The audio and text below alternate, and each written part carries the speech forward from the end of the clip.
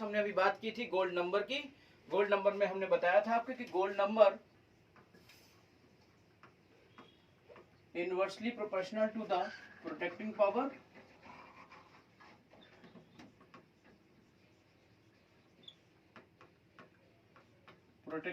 Of lyophilic salt, है ना।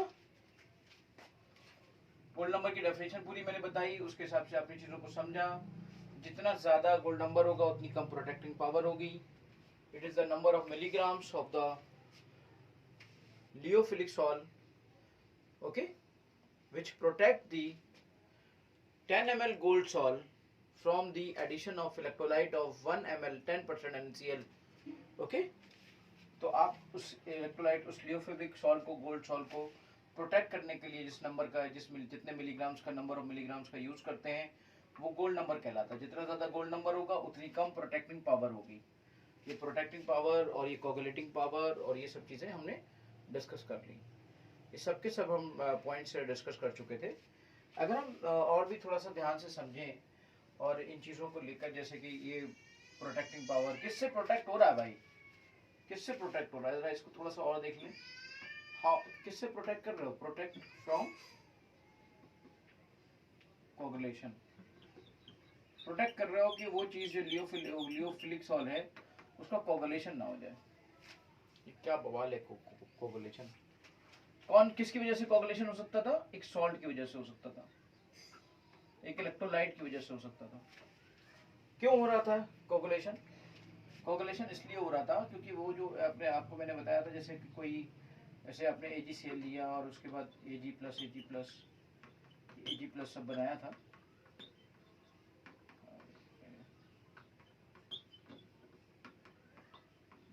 तो आपका ये कोलाइडल पार्टिकल Ag+ करके जो आपका बना था, ये पूरा कोलाइडल पार्टिकल था आपका। अब इस कोलाइडल पार्टिकल के चारों तरफ कौन था? इस कोलाइडल पार्टिकल के चारों तरफ कौन था?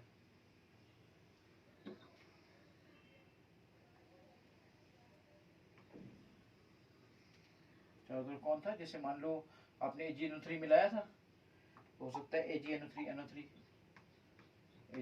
वो, अब मैं पहले भी आपको बता चुका हूँ ना।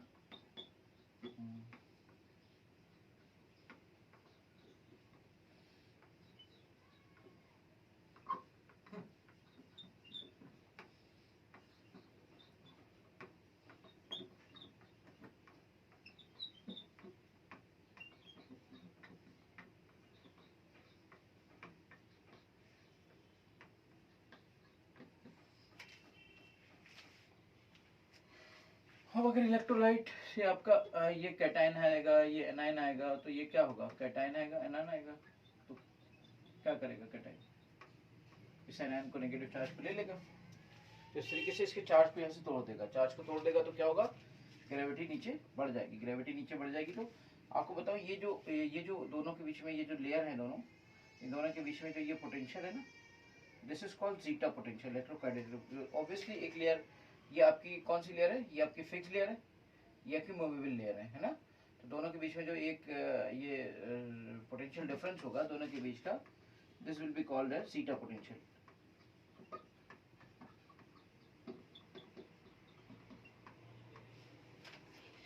इसको हम जीटा पोटेंशियल या इलेक्ट्रोकाइनेटिक पोटेंशियल कहते हैं बेटा।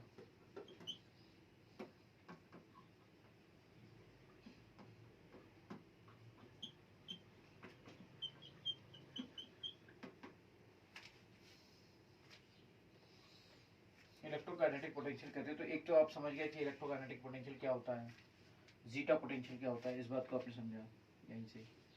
अब इस बात को भी आप समझिए कि अगर यहीं पर एक पॉइंट और है, आइसोइलेक्ट्रिक पॉइंट। आइसोइलेक्ट्रिक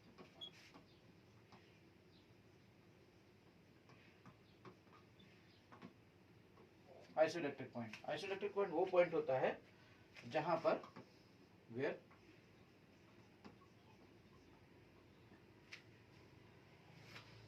आपने सॉल्ट ऐड किया, on adding salt, where salt added and salt add किया, और सॉल्ट ऐड करने पे क्या हुआ कि चार्ज जो था वो कोलाइडल पार्टिकल का धीरे धीरे डिक्रीज, खत्म हो गया, एंड चार्ज आपका ऑन कोलाइडल पार्टिकल न्यूट्रलाइजेस, और एक ऐसा पॉइंट आएगा जिस पॉइंट पर जो कोलाइडल पार्टिकल आपका बिल्कुल सेटल होने जा रहा होगा और उस पर कोई चार्ज नहीं बचेगा। जहां पर चार्ज ना बचने, क्योंकि कैटाफोरेसिस में वो रिस्पॉन्स नहीं देगा, no response for cataphoresis at isoelectric point, no response for cataphoresis. ये क्वेश्चन बन सकता है, no response for cataphoresis. Cataphoresis का मतलब यही है कि कैटाइन का कैथोड की तरफ चले जाना, है ना। जब चार्ज ही नहीं बचेगा तो कहाँ जाएगा। तो this point is called isoelectric point. Zeta potential, electrokinetic potential, इन दोनों के बीच की लेयर का, एक मूवेबल लेयर, एक फिक्स लेयर, इन दोनों के बीच की लेयर का जो पोटेंशियल है वो काइनेटिक पोटेंशियल है, और इसी पोटेंशियल से इसकी एनर्जी डेवलप होती है, और वो आपका जो फोर्स और सब चीजें एक दूसरे से रिलेटेड होती चली जाती है, ग्रेविटी से बैलेंस होता जाता है। ठीक है बेटा, ये सब था आपका। अभी तक हमने जो जिनकी स्टडी करी है वो लियोफिलिक और लियोफोबिक पर बेस्ड सब कुछ था बेटा। अगर मैं बात करता पार्टिकल्स के क्लासिफिकेशन, एक और फर्दर क्लासिफिकेशन की बात करूं कि और कितने तरह के कोलाइड्स हो सकते हैं, तो कोलाइड्स आपको मिलेंगे three types of colloids of nature of particles, particles based, particle based classification, particle based classification.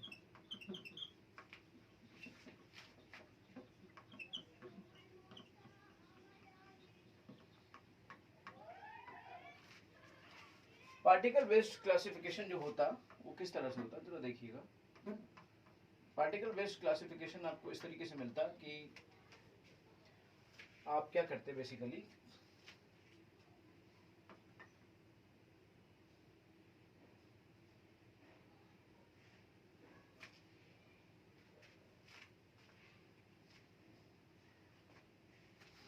Particle based classification आपको कैसे मिलता है, जैसे एसोसिएटेड कोलाइड्स हैं,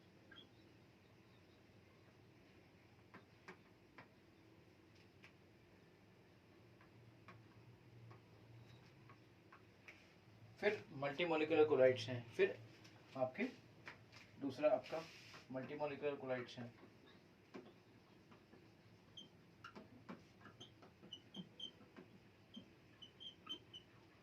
तीसरा आपका मैक्रोमोलिकुलर कोलाइड्स हैं,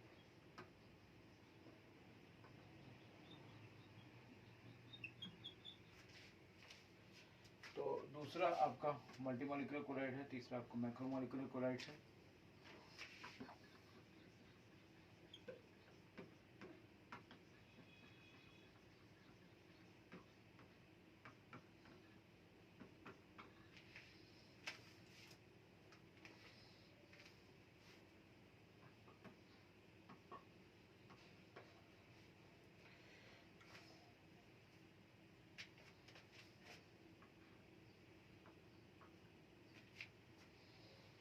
अब जो आपका ये एसोसिएटेड कोलाइड्स हैं,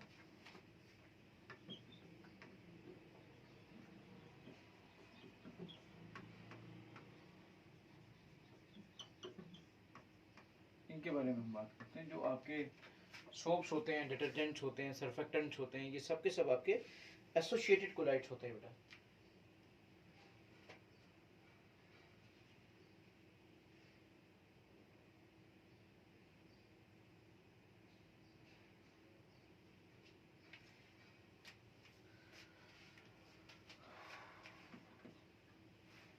अब जैसे होता क्या है, मान लीजिए कि कोई सोल्यूशन है आपका, और कोई सोल्यूशन है, उसकी कॉन्सेंट्रेशन की बात करें, कॉन्सेंट्रेशन पे बेस्ड होते हैं ये कोलाइड्स।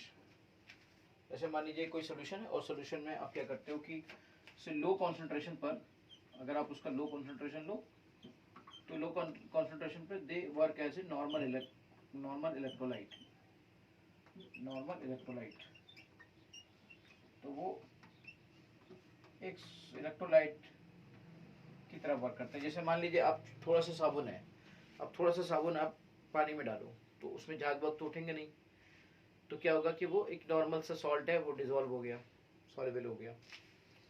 लेकिन अगर इसी की आप थोड़ी सी कॉन्सेंट्रेशन हाई ले लो,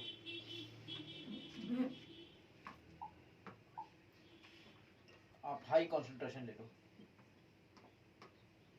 और हाई कॉन्सेंट्रेशन पर, एट हाई कॉन्सेंट्रेशन क्या होगा, जो नॉर्मल इलेक्ट्रोलाइट की तरह बिहेव कर रहा था ना, वो आप बहुत ज़्यादा पार्टिकल्स के इकट्ठा होने की वजह से वो कोलाइडल पार्टिकल में की रेंज में आ जाएगा और वो कोलाइडल प्रॉपर्टीज को शो करने लगेगा।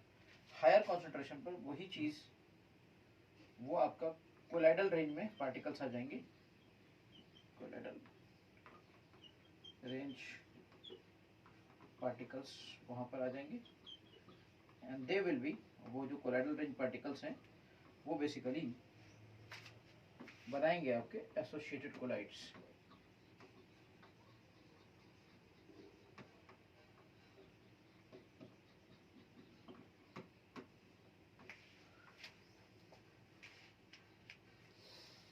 एसोसिएटेड कोलाइड्स बनाएंगे, समझ गए। अब इसके एसोसिएटेड कोलाइड्स की शुरुआत बनने की होती है मिसल से। एसोसिएटेड कोलाइड्स की जो, अगर आप एक बात कहो कि मिसल्स से उसकी शुरुआत है, कि अगर कहीं पर मिसल्स बन रही है तो समझ लो वहां पे एसोसिएटेड कोलाइड बन रहा है, या यूं कह लीजिए एसोसिएटेड कोलाइड्स की एक वो यूनिट है मिसल्स।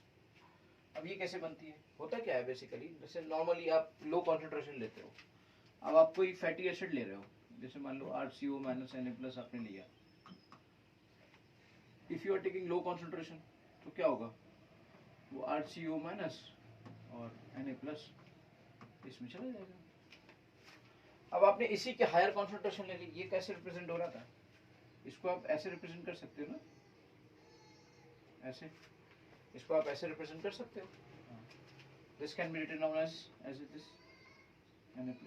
अब ये सिंगल वाला था तो ऐसे ही था, कम कॉन्सेंट्रेशन थी, सॉल्ट की तरह काम कर रहा था, नॉर्मल इलेक्ट्रोलाइट की तरह काम कर रहा था। फिर आपने इसको बहुत ज़्यादा ले लिया, अब बहुत ज़्यादा ले लिया तो क्या हुआ, बहुत ज़्यादा ले लिया तो ये एक एसोसिएट हो गया, और एसोसिएट होकर एक कोलाइडल रेंज में पार्टिकल आ गया। बेटा कैसे कोलाइडल रेंज में पार्टिकल आया, मैं आपको उसको समझाने की कोशिश करता हूँ। जैसे मान लीजिए मैं ऐसे एक गोला पहले बना लूँ और यहाँ से मैं देखता हूँ, तो छोटा सा पॉइंट बनाता हूँ, एक पॉइंट,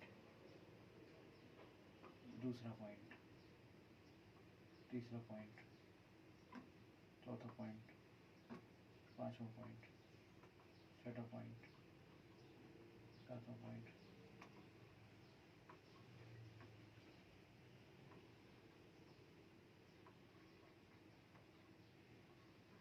अभी देख रहे हो ये झाग है, जो आप जब साबुन में जब आप बाल्टी में साबुन ऐसे करते हो तो वो जो झाग उठते हैं वो बेसिकली मिसल्स होते हैं, है ना। तो जब ये मिसल्स, ये क्या हुआ, ये सब मिलकर, वैसे तो छोटा सा था ये, लेकिन ये सब मिल गए तो ये कोलाइडल पार्टिकल बन गया, और ये कोलाइडल पार्टिकल की रेंज में आ गया।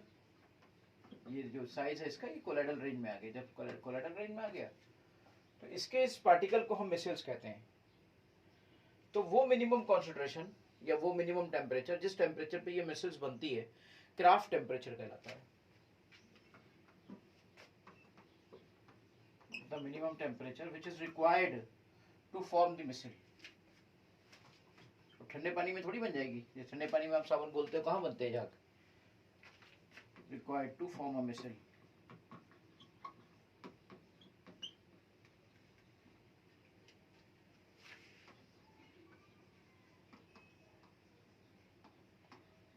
called craft temperature। तो ये बेटा जो मिनिमम टेम्परेचर है that required to form a missile called the craft temperature, उसे हम क्राफ्ट टेम्परेचर कहते हैं, समझ गए।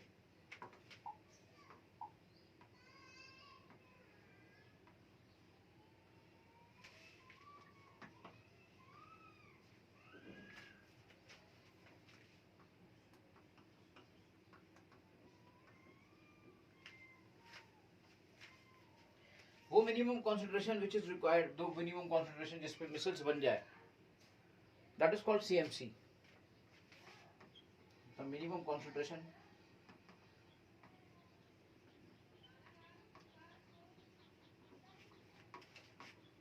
which is required to form the missile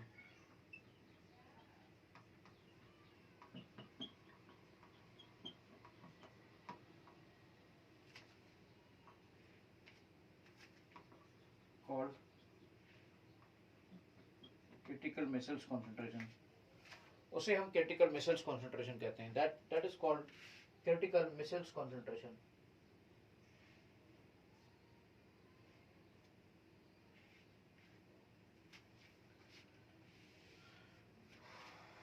याद रखिएगा, जैसे कहीं पर कोई जिसका किसी का भी जितना मिनिमम रिक्वायरमेंट आएगी, इसका मतलब वो सोप उतना ही अच्छा है. सीएमसी की वैल्यू जितनी कम होगी, डिटर्जेंसी उतनी ही कम होगी. सीएमसी की वैल्यू जितनी कम आएगी, यानी कि जितनी मिनिमम कॉन्सेंट्रेशन की रिक्वायरमेंट होगी, यानी कि वो जो डिटर्जेंट है वो बहुत ज़बरदस्त है. और जो सर्फेक्टेंट है या सर्फेक्टेंट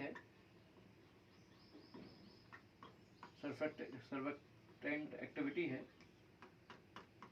सर्फेक्टेंट क्या होता है और डिटर्जेंट क्या होता है? यहाँ से दो सवाल उठे कि सर्फेक्टेंट है और डिटर्जेंट, ये सब क्या होते हैं भाई? देखो, सर्फेक्टेंट हर डिटर्जेंट सर्फेक्टेंट होता है, पर हर सर्फेक्टेंट डिटर्जेंट हो ये जरूरी नहीं है. Surfactant basically increase the surfacial activity, increase the surface area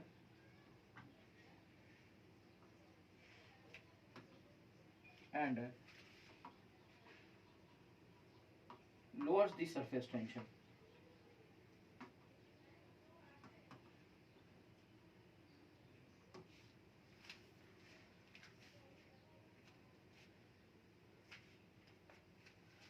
यानी कि सर्फेक्टेंसी जो होती है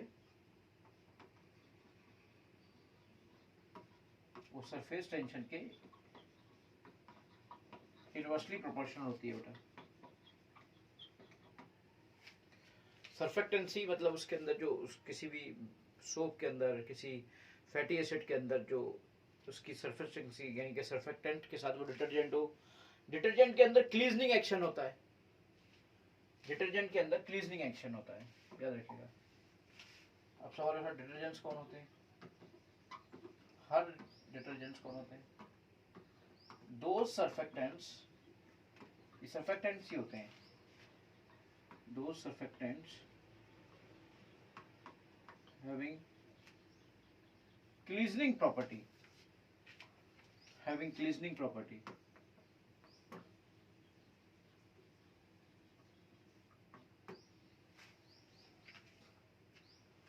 Having cleansing property.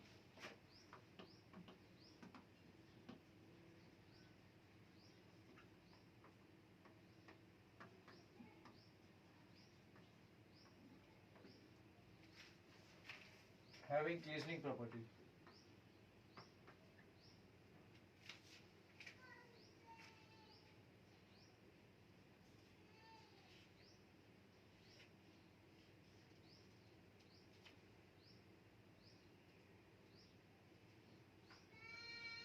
तो यहां से एक पॉइंट निकल के आता है कि all detergents are surfactants. All detergents are surfactants, but vice versa is not true.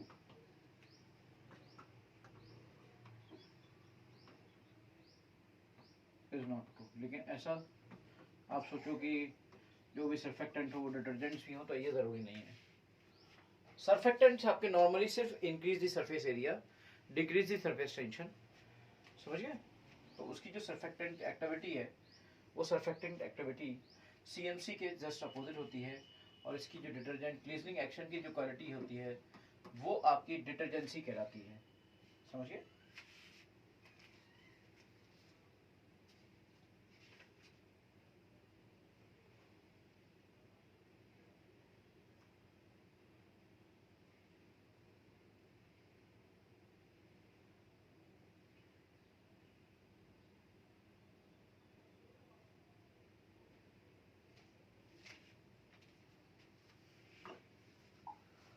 Multi molecular collides.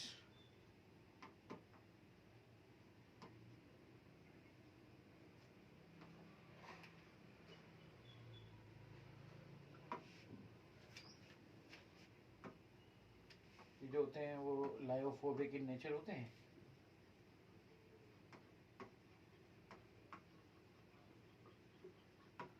और बहुत सारे मल्टी मॉलिक्यूलर मतलब बहुत सारे मॉलिक्यूल्स को, जैसे आप आर्सेनिक सल्फाइड है, उसके बहुत सारे मॉलिक्यूल्स को इकट्ठा करके और एक जो सॉल्ट बना, that is called as multi molecular solid. वो आपका मल्टी मॉलिक्यूलर कहलाता है, that is called basically multi molecular.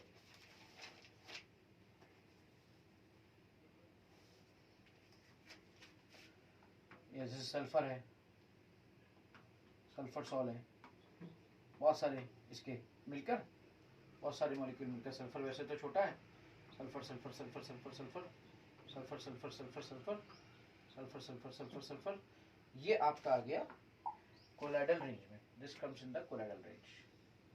अकेला सल्फर नहीं आ रहा था, लेकिन this comes in colloidal range.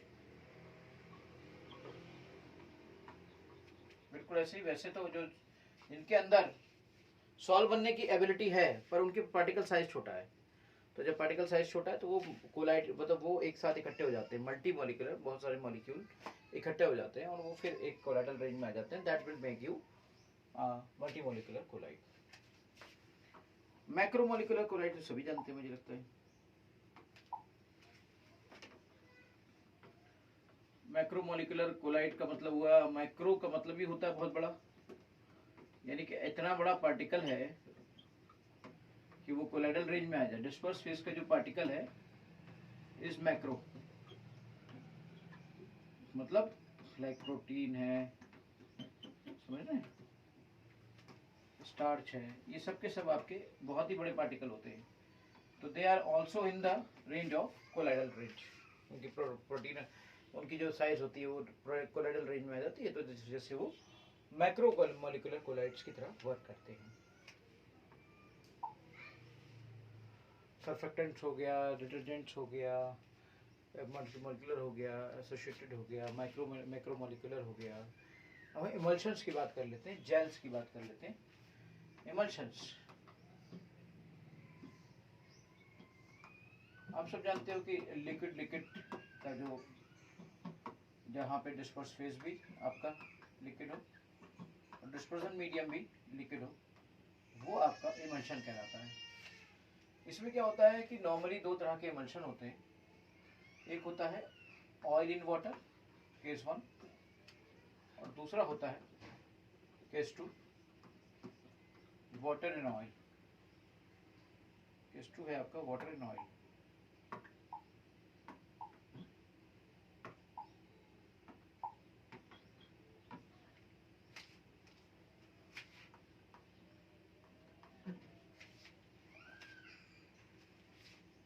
Oil in water में जैसे आपका बटर है, जैसे आपकी क्रीम्स हैं, कोल्ड क्रीम्स हैं, तमाम चीज़ें हैं, और आपका वाटर एंड ऑयल, ये सब तो मिल्क है, मिल्क है, मिल्क नॉर्मली मिल्क। सबसे बड़ा एग्जांपल तो मिल्क है इसका, वो ऑयल इन वाटर है ना। अब इन दोनों को, वाटर और ऑयल, ये तो दोनों डिफरेंट डिफरेंट फेसेस होते हैं, तो इन फेसेस को जोड़ने के लिए, इन दोनों को फेसेस को बनाए रखने के लिए, जैसे ऑयल और वाटर है एक जगह पे, अब ऑयल है, मान लो ऑयल इन वाटर है, तो इसका मतलब ये हुआ कि ये आपके वाटर है, ये आपका मान लो वाटर है, और ये मान लो ये ऑयल है,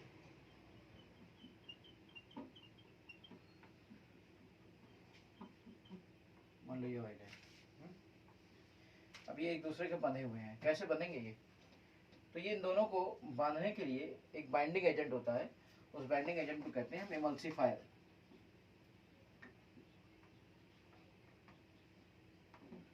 मिल्क के केस में वो इमल्सिफायर, वो इमल्सिफाइंग एजेंट जिसे कहते हैं, वो कौन होता है? वो होती है कैसीन प्रोटीन।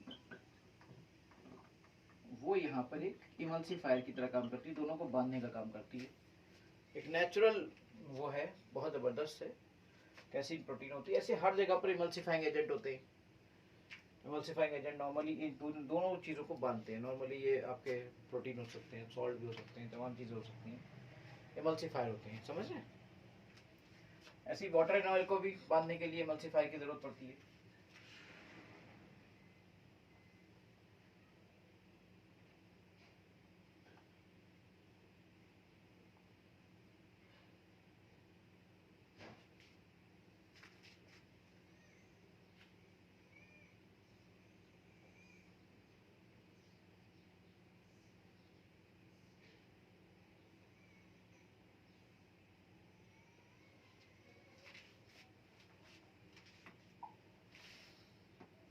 कॉमन इमल्सिफायर हैं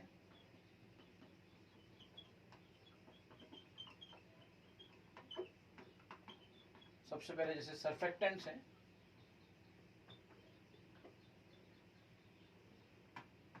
ये इमल्सिफायर होते हैं, समझ रहे हो? दूर नहीं बनाया जाता, इससे तरीका बताएंगे कभी आपको।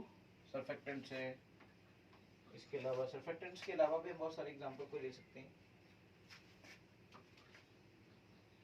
पॉलीमर्स भी इमल्सिफायर की तरह काम करते हैं, मेटल ऑक्साइड्स हैं, मेटल हाइड्रोक्साइड्स हैं।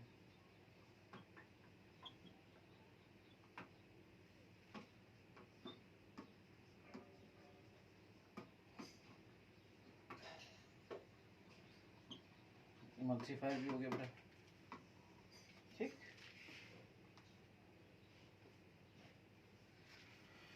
ऐसे ही बेटा यहाँ पर एक चीज होती है जेल।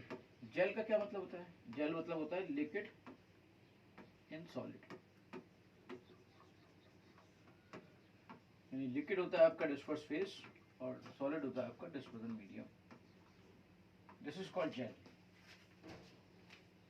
जेल को भी स्टेबलाइज करने के लिए किसकी जरूरत पड़ेगी? इसे कहते हैं जेल्सिफायर,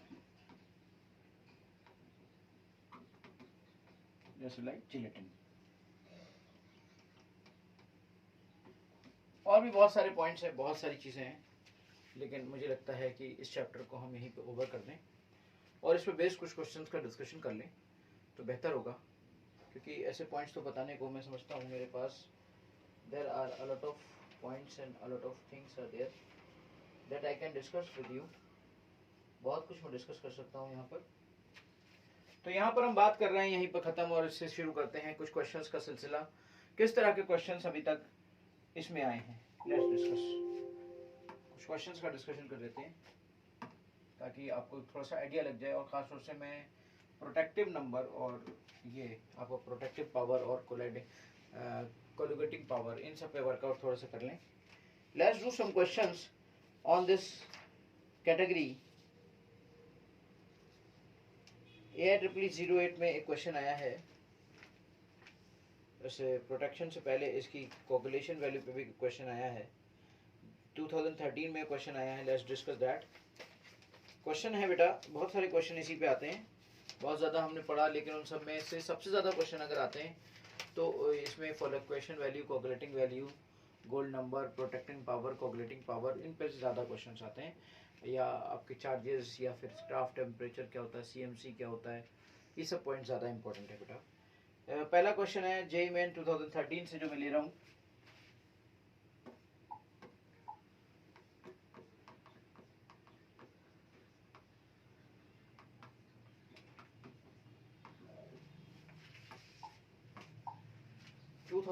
से पहला क्वेश्चन है, the coagulating power of electrolytes, the coagulating power of electrolytes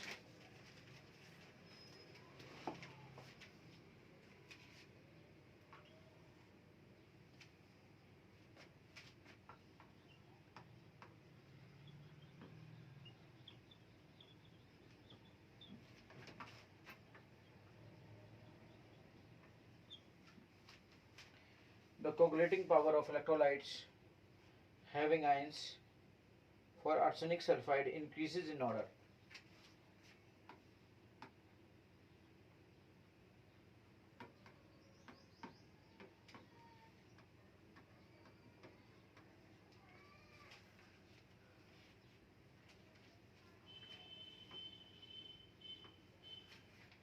Increases in order.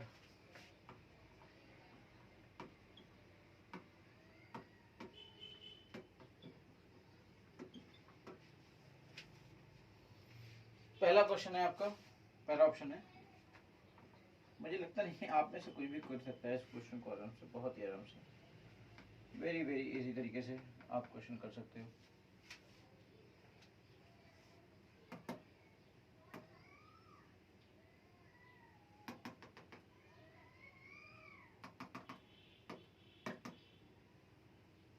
Ba2 plus Al3 plus,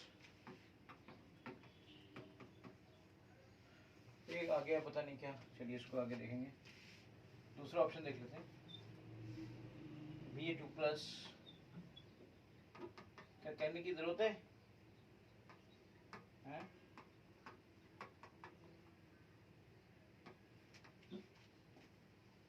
coagulating power देखिए, arsenic sulphide salt negative charge है। नेगेटिव सॉल्ट बेटा सल्फाइड के सॉल्ट नॉर्मली नेगेटिव सॉल्ट होते हैं। इनको coagulate करने के लिए जो कैटाइंस चाहिए, कैटाइंस में कैटाइनिक कोगुलेटिंग पावर चार्जेस के डायरेक्टली प्रोपोर्शनल होती है, कोगुलेशन वैल्यू इनवर्सली प्रोपोर्शनल होती है। तो आप समझ जाइए सबसे ज़्यादा चार्जेस कैसे इंक्रीज करता जाएगा जिसमें, तो obviously you will get the right answer.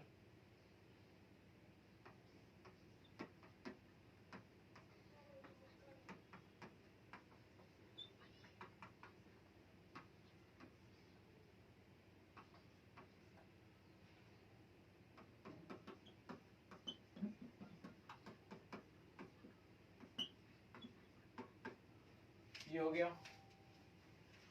इस तरीके से आपके पास ये होगा, ये होगा, ये होगा, और इस तरीके से आप ये देखते हो। देखो electrolyte for arsenic sulphide solution, ये हो गया। Increases in order, sodium plus, barium 2 plus, और ये आपका +3, इस तरीके से हो गया। तो यहाँ पर बेटा जो चार्जेस आपके बढ़ेंगे, इस तरीके से चार्जेस बढ़ गए, देखिए ना। Coagulating power is directly proportional to charge on the cation. Charge on the cation लगातार बढ़ता जा रहा है, इसका मतलब कोगुलेटिंग पावर इसमें लगातार बढ़ती जाएगी। बाकी सब में तो सही नहीं है ना, जितना जैसे चार्ज बढ़ता जाएगा वैसे कोगुलेटिंग पावर भी बढ़ती जाएगी। ठीक है, मुझे लगता है ये क्वेश्चन आपने आराम से क्लियर कर लिया।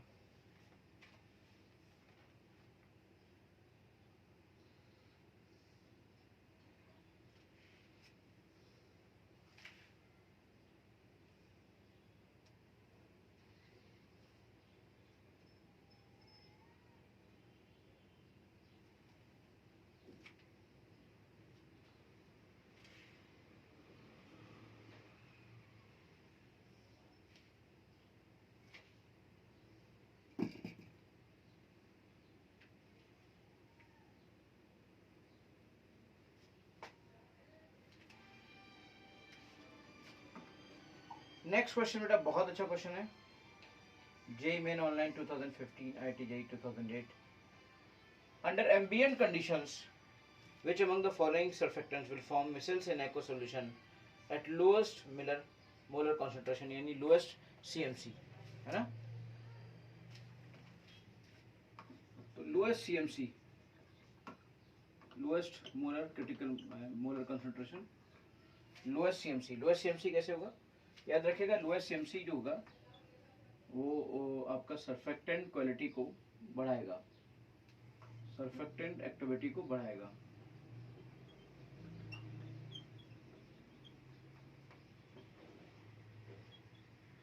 और जो सर्फेक्टेंट एक्टिविटी है वो बढ़ेगी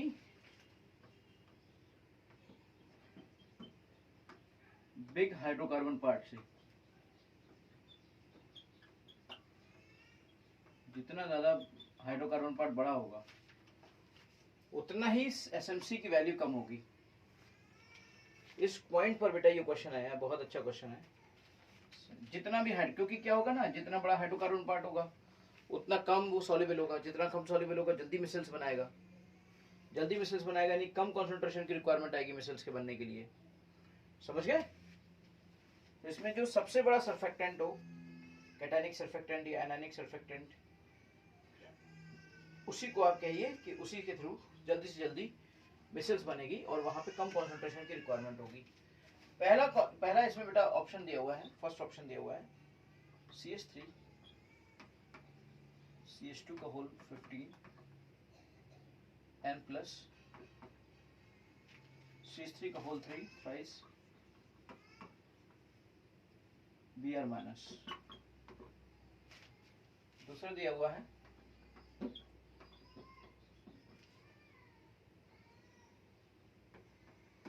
अब देख लीजिए सबसे बड़ा हाइड्रोकार्बन कहां पर है। सबसे बड़ा हाइड्रोकार्बन जहां आपको दिख जाए वही समझ लो आपका आंसर है।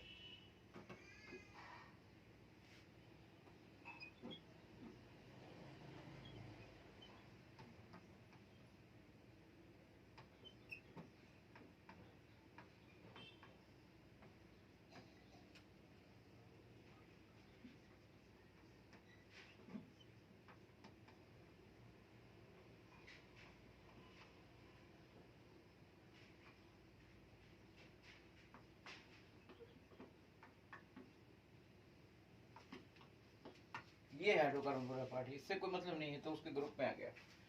This is the hydrocarbon part, this is the hydrocarbon part, this is the hydrocarbon part. 15 और 16, 13 और 14, 8 और 9, सबसे बड़ा ये है। जितना बड़ा बिग हाइड्रोकार्बन होगा, जितना बड़ा हाइड्रोकार्बन पार्ट होगा, यानी कि जितना बड़ा साइज ऑफ आर, जितना बड़ा आर होगा हाइड्रोकार्बन पार्ट होगा, वही उतना ही कम कॉन्सेंट्रेशन रिक्वायर्ड होगा मिसल्स को बनने के लिए।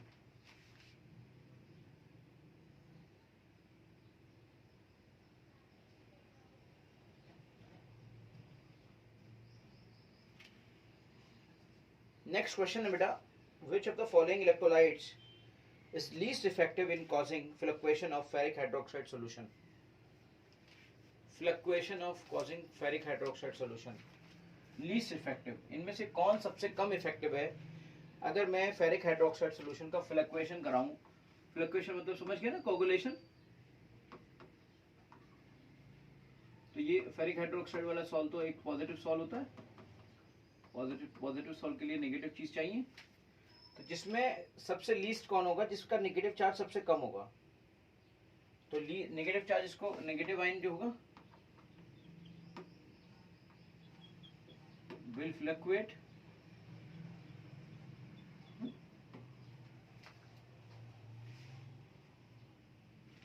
अब नेगेटिव चार्ज में सबसे बेकार नेगेटिव चार्ज कौन सा है? पहला है, देखिए पहले से क्या नेगेटिव चार्ज मिलेगा, पहले से तो बड़ा खतरनाक मिलेगा, बहुत बड़ा मिलेगा, K4 K3 Fe6 मिलेगा, यानी पहले से आपको जो मिलेगा वो मिलेगा ये। तो ये तो बहुत इफेक्टिव होगा। वो कह रहा है लीस्ट इफेक्टिव कौन होगा। दूसरे वाले से जो मिलेगा K2CrO4, तो वो मिलेगा CrO4 2-। तीसरे वाले से जो मिलेगा वो मिलेगा KBr Br- मिलेगा, और चौथे वाले से जो मिलेगा वो K2SO4 मिलेगा, यानी SO4 2-। तो सबसे ज्यादा इफेक्टिव कौन होगा? Least effective. सबसे ज्यादा इफेक्टिव ये होगा, और लीस्ट इफेक्टिव कौन होगा? लीस्ट इफेक्टिव ये होगा। क्वेश्चन में पूछा गया कि लीस्ट इफेक्टिव कौन है इसकी फ्लक्चुएशन के लिए, तो the right answer will be C, KBr।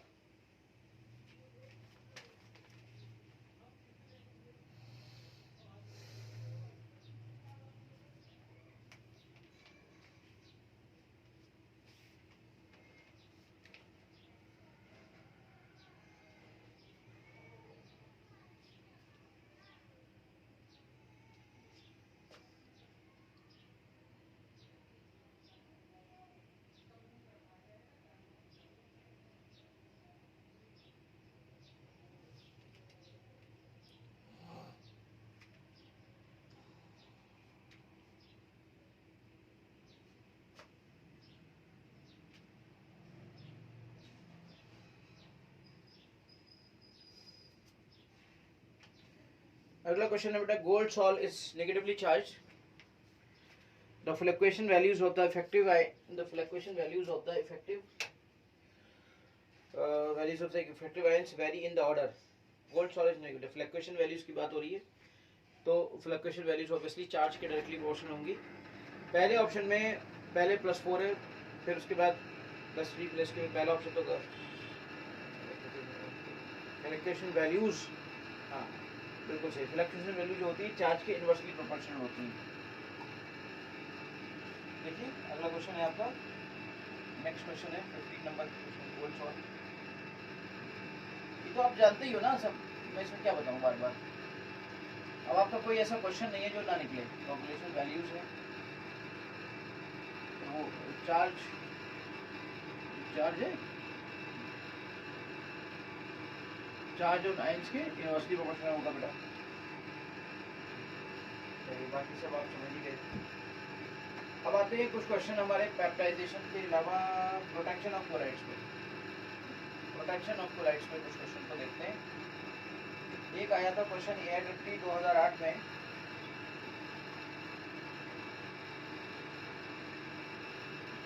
APMT हुआ करता था, अब तो आपका AIEEE हुआ करता था, ठीक है। Gold number of the protective chlorides are, gold number दिए हुए थे। ए का गोल्ड नंबर दिया था 0.5, बी का गोल्ड नंबर दिया है 0.05001, सी का गोल्ड नंबर दिया है 0.10, डी का गोल्ड नंबर दिया है 0.001. The correct order of their protecting powers. The correct order of their protecting powers. याद रखेगा gold number of protecting power में मैंने क्या रिलेशन बताया था? Gold number of protecting power में इनवर्स रिलेशन था बेटा.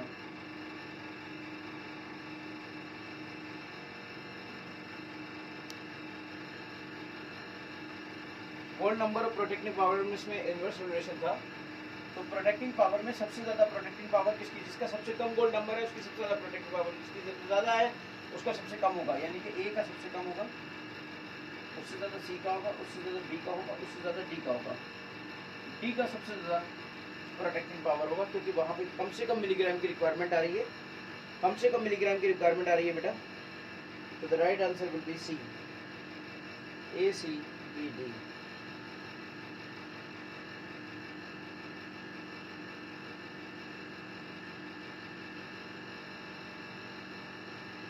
ऑप्शन में दिया हुआ है gold number is minimum in case of gelatin, gum arabic, egg albumin, starch. Starch में तो बहुत होता है, जिलेटिन में सबसे कम होता है गोल्ड नंबर बेटा. चलिए इस पे देखते हैं कि न्यूमेरिकल क्वेश्चन कैसे आ सकते हैं, उनको भी डिस्कस कर लेते हैं. 1-2 न्यूमेरिकल क्वेश्चंस का डिस्कशन कर लेंगे जिससे हमें ये आइडिया लग जाएगा कि which kind of numerical questions will come in this category. इस कैटेगरी में न्यूमेरिकल क्वेश्चंस कैसे आएंगे बेटा. Let's do that thing. Question है आपका कि the coagulation of 10 centimetre cube of gold sol is completely prevented by 10 centimetre cube of gold sol completely prevented by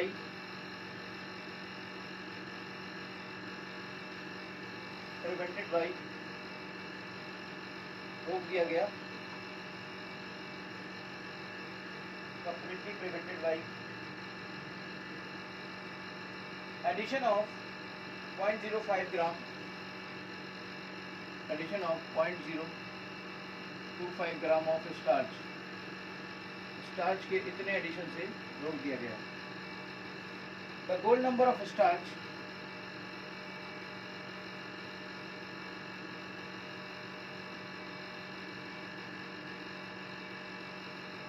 का gold number क्या होगा?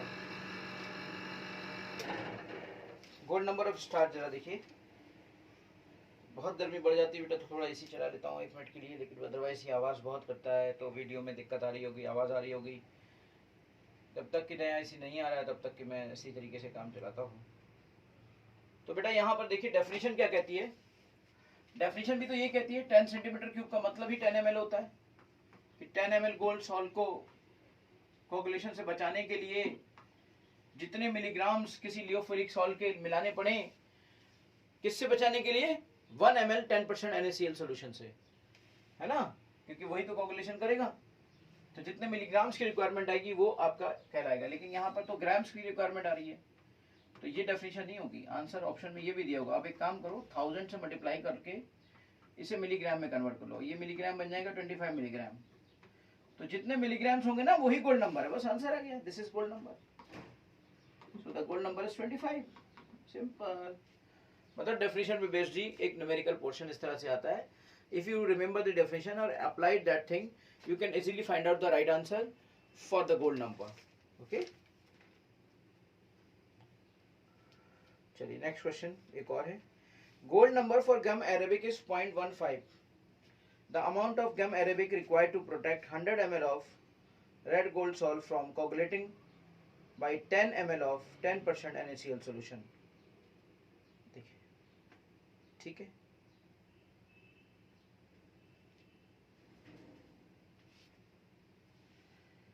Let's see that thing.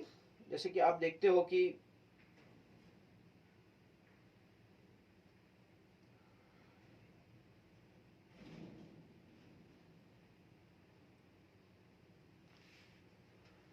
Question है बेटा, gold number को उन्होंने पूछा है. Gold number of arabic 0.15.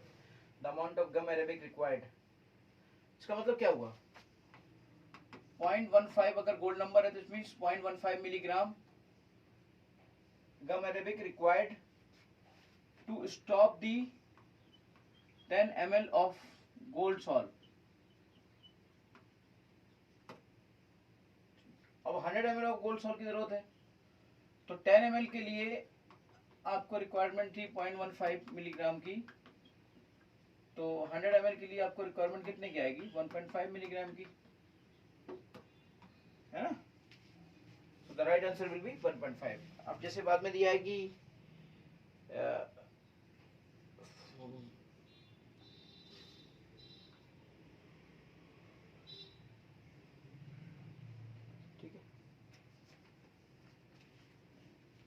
Right answer will B 1.5 milligram. तो ऐसे डेफिनेशन पे बेस्ड न्यूमेरिकल क्वेश्चंस आएंगे. विदाउट डेफिनेशन, अगर आप डेफिनेशन सही से याद करते हो तो आपको बहुत अच्छे से चीजें क्लियर हो जाएंगी बेटा, याद रखिएगा. इमोशन पे बेस्ड क्वेश्चन और कोई क्वेश्चन नहीं, बाकी सब चीजें मुझे लगता है आप आराम से कर लेंगे. ओके